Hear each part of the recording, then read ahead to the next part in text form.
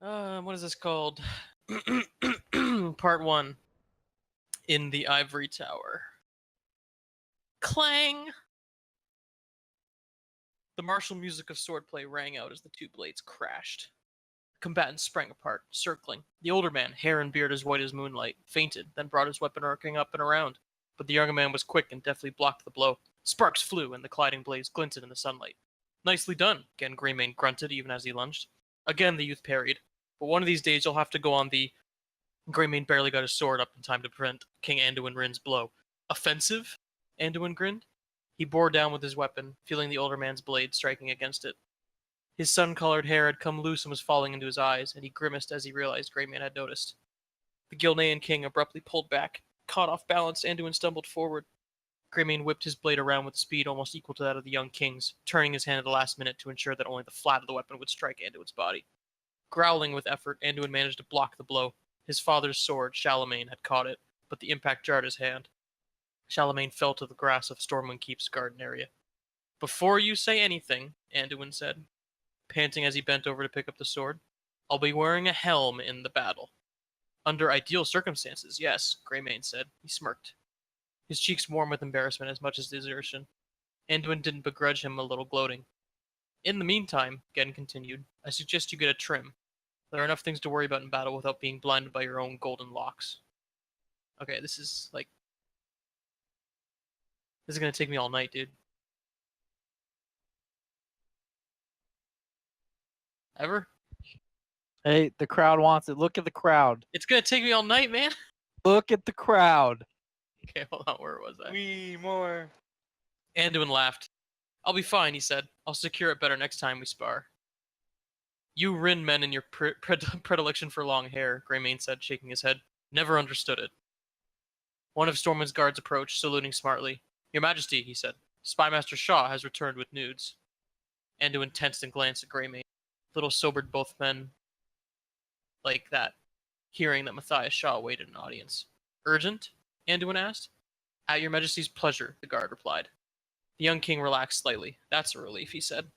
"Give him refreshment and tell him King Greymane and I will meet him in the map room shortly." Intermission! Say Get in the it. bathroom? Who? You. No? Oh, sorry. What? I heard I'll meet him in the bathroom shortly. I was like, what? Gen and Anduin, wearing fresh clothes and smelling better than they had a half hour earlier, strode into the room where Matthias Shaw regarded the large map of Stormwind with a practiced eye. Anduin conducted most of his meetings here. As a small boy, he used to sneak into the room and play with the figures representing units of soldiers, supplies, and wagons. Now, though, this room symbolized the heaviest of King's duties, the creation of battle strategies. Shaw turned and bowed as the two entered. "It's nice to see you when you're not bringing dire tidings," Anduin quipped. Gen grunted with amusement, but Shaw didn't crack a smile. "It is a pleasant change of pace," was all the spymaster said. "Per our conversation, Majesty, I have all but saturated Orgrimmar with agents." Wait, what?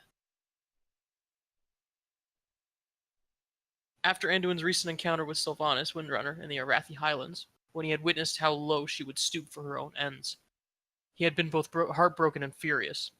He told Gen and Matthias that, while he would not start a war without provocation, he was no longer willing to give the Horde's leader the benefit of the doubt. "I want her, and the Blightcaller, and Sourfang, anyone of import or position in Orgrimmar, under constant surveillance. And I want them to know it," the king had said. "I want them to believe they cannot order a drink at a tavern without the Alliance knowing the color of the ale." Shaw had raised his eyebrow. An interesting approach, he had said, but he did not offer a protest. "Now," Anduin asked him, "are we seeing results?" "My spies are enjoying the challenge," Shaw had said, in a voice that indicated he personally was not. "Casualties? Significantly fewer than expected." "Good," Anduin said. "Send more." Gen nodded his white head in approval. Shaw's bushy red brows drew together in disapproval.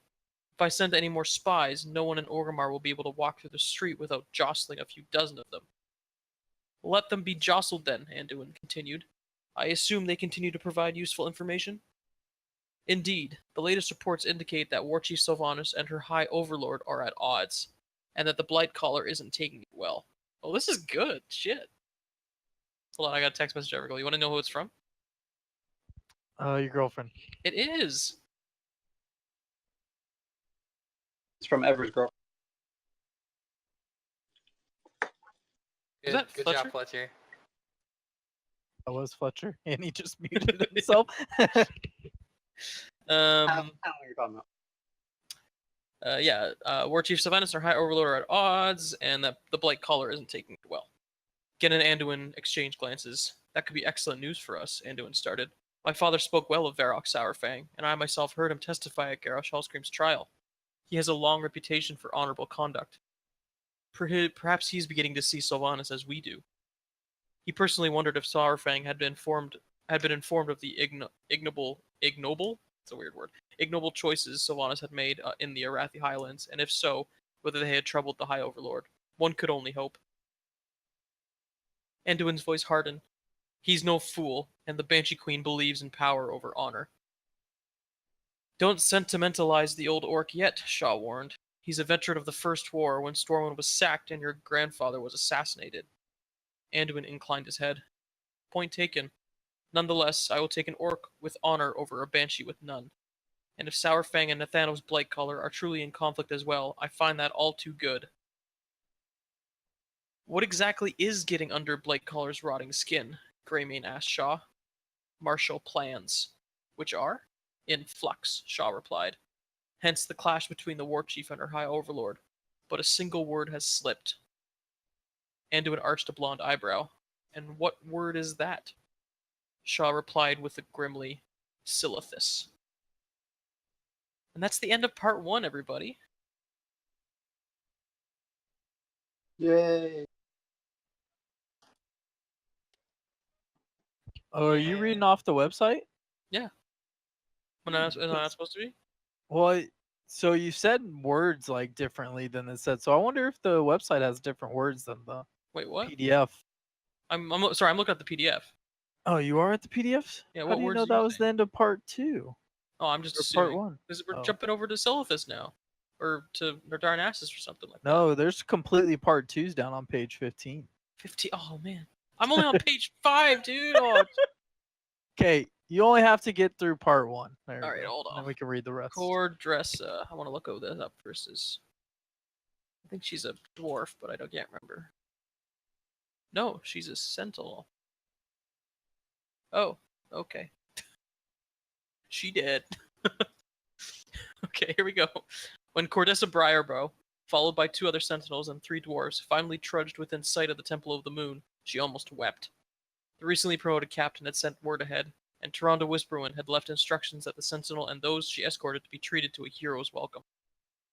Well now, said Gavin Stoutarm, leader of the Explorers League expedition as they made their way towards the temple. That's almost as lovely as use a stone as iron forge. That caught me. I can't read dwarves very well, I'm sorry guys. They always use weird hyphens and shit. Cordressa smiled wearily. She had grown fond of the dwarves over the past few weeks. Magni Bronzebeard, speaker for Azeroth, had warned the Alliance leaders that the world had begged for healing.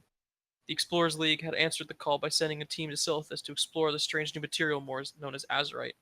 The substance, the very essence of Azeroth, had come to the surface when the fallen Titan Sargeras had brutally plunged a massive sword into the world. Azerite's property were remarkable, and the Alliance had done very little study of it as of yet. Given the danger from the goblins at the site, Taronda had assigned Cordressa and other sentinels to protect the group. Cordressa had heard descriptions of dwarves, of course, that they were short, drunken loudmouths with thick accents and thicker heads. They supposedly did nothing but unearth things best left hidden, only to turn their faces up to the sun or moons when they had to. But her prejudices had quickly disabused once she had gotten to know them. To the Sentinel's everlasting regret, everyone, including her, had underestimated the numbers, ferocity, brashness of the goblins near the gargantuan sword. In a single night, the Sentinels and the expedition had suffered several casualties. Riddled with guilt, Cordressa had made it her personal mission to get the rest of the team to safety. Gavin's comment about the Great Night Elf Temple might have sounded deprecating to other ears, but not to Cordressa's. She had heard the awe and respect in Gavin's booming voice, and she smiled. I am sure Ironforge is glorious, she said, but we have something you do not. I think you will find it most welcome. Oh, and what might that be? Asked Inge Ironfist. Moonwells. I've visited a moonwell in Greenwarden's Grove, Arwis Blackstone piped up. Very pretty and quite restorative. Now we're going into the history of moonwells. As they entered the Temple of the Moon, the dwarves fell silent. After the brutal, nearly lifeless landscape of Silithus, the greenery of the temple was jarring. The dwarves looked around, with their mouths slightly open, and then stared, transfixed, as the giant statue in the temple's center. "This is Hadine," Cordessa explained, "the first high priestess of Elune." Most first-time visitors to the Temple of the Moon believed that the white, gleaming statue of the Night Elf female, bearing aloft a basin of flowing water, was Elune herself. In parts of the temple, Night Elf bards played music as soft as Elune's light, and as soothing to the gentle splash of falling water. One of the priestesses, a starry Starseeker, stepped up and embraced Cordessa. "Word of your coming reached us," she said. She turned her kind visage on the dwarves, who stared up at her with wide eyes. "Your journey has been long and dangerous. We are so sorry for your loss. Please allow us to do what we can to heal and refresh you." There is plenty of food, as well as water from the Moonwell, but we find most of the efficacious use of the sacred waters is Couldn't bathing in do them. it all. No, it's too hard, man. We have some ropes for you if you would like to change into, should you wish to do so. Gavin frowned. "Well, it's nae time that I dinna have a fine physique, you ken, but I dinna want to offend you lovely ladies." His already ruddy cheeks blushed redder than Cordessa has yet to see him. Astari smiled. "There are private rooms for changing." Oh, Gavin harumphed, turning an even brighter shade of red. "Well, in that case, thank ye." There was plenty of room for all of them in the temple pool, almost better than feeling her own pain, weariness, and grief eased by the cool waters, was watching the astonishment on the faces of her friends. Yes, friends. They are not merely my charges anymore. She undid her hair and let her midnight blue tresses flow behind her as she sank down, murmuring a prayer of gratitude. The water muffled sounds, but the sentinel still heard her name being called. Reluctantly, she opened her eyes. A familiar face smiled down on her. "Delarin," Cordessa explained, sitting upright in the water. "Here we go." Lieutenant Delarin Summermoon was perched atop one of the low walls of the pool. So, fun fact is that right now, Delarin Summermoon is in fact a captain. So clearly she gets promoted. I can't do this, Evergo. It's too much, man. Okay, fine. Let's play Rocket League. Yes.